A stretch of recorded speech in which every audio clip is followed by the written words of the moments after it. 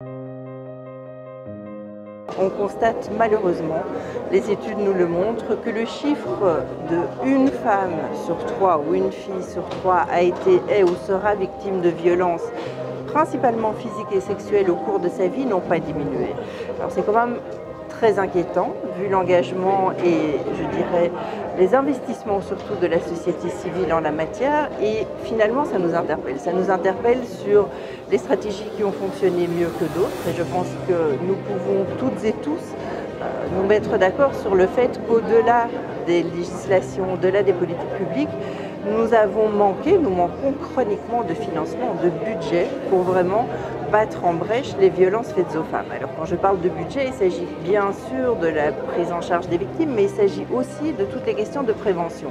Je pense que vu l'urgence de ce qu'on appelle souvent la pandémie de l'ombre, bien sûr, nous avons mis l'accent sur les victimes, les services juridiques, les services sociaux, médicaux, mais les questions de prévention, les questions de changement des mentalités qui requièrent peut-être un travail à plus long terme, n'ont peut-être pas mérité toute l'attention qu'elles doivent avoir. Aujourd'hui, en tant qu'homme, c'est d'abord de nous accaparer les causes féminines.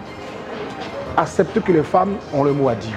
On n'est plus au siècle où les femmes, on doit les brimer, on doit les marginaliser.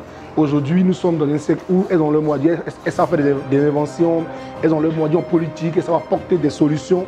Et il est important que chacun de nous comprenne cela, que ce n'est plus à l'époque où la femme c'est la cuisine, non. C'est une époque où on va ensemble, il y a des défis énergétiques qui sont là, des défis majeurs qui sont en face de nous. On doit lutter ensemble pour que, main dans la main, on puisse amorcer le même combat pour pouvoir permettre à notre humanité, à notre génération, d'être une génération dorée.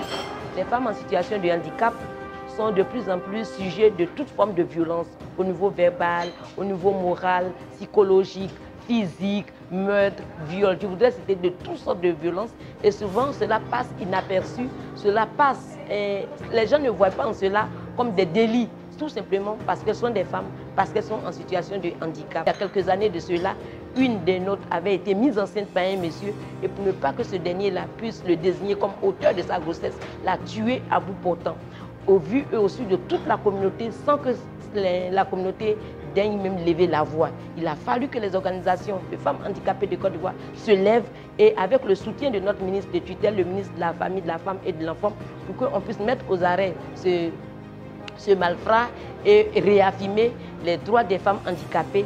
Malgré notre handicap, nous avons les mêmes droits que les autres femmes et comme nous sommes doublement vulnérables, je pense que nous devons être doublement protégés afin que la société puisse nous accorder ce dont nous avons besoin.